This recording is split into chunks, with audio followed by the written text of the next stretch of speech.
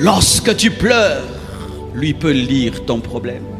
Lorsque tu vas dans ta douche et tu pleures et personne ne voit les larmes, lui peut faire la différence entre l'eau et tes larmes. Lorsque tu fais le fort, lui peut voir ta faiblesse. Il a pu voir la lèpre de Naaman sous la cuirasse du général. Il peut voir ton vrai problème. Même quand tu viens et tu ris à l'église, il connaît ton vrai problème. Il sait que tu as pleuré dans ta voiture avant d'entrer dans le temple et tu t'es essuyé, tu t'es poudré.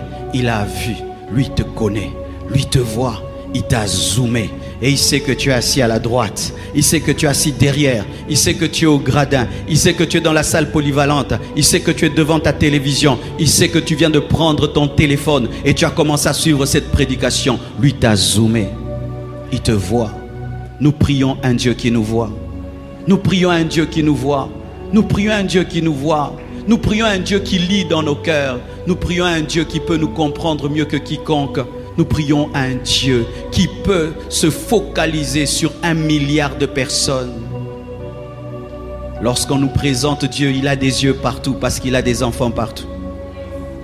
Il ne regarde pas que ceux qui sont devant, il regarde aussi ceux qui sont derrière. C'est pourquoi il a des yeux derrière. Il ne regarde pas seulement ceux qui sont derrière, il regarde aussi ceux qui sont à gauche. C'est pourquoi il a des yeux là. Dieu nous voit tous et Dieu sait lire dans ton cœur ton véritable problème, ton véritable souci.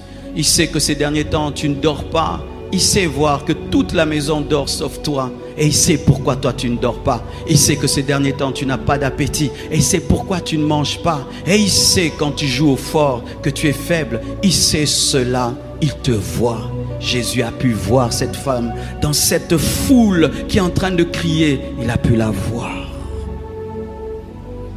Et il ne te voit pas seulement. Il a aussi compassion de toi.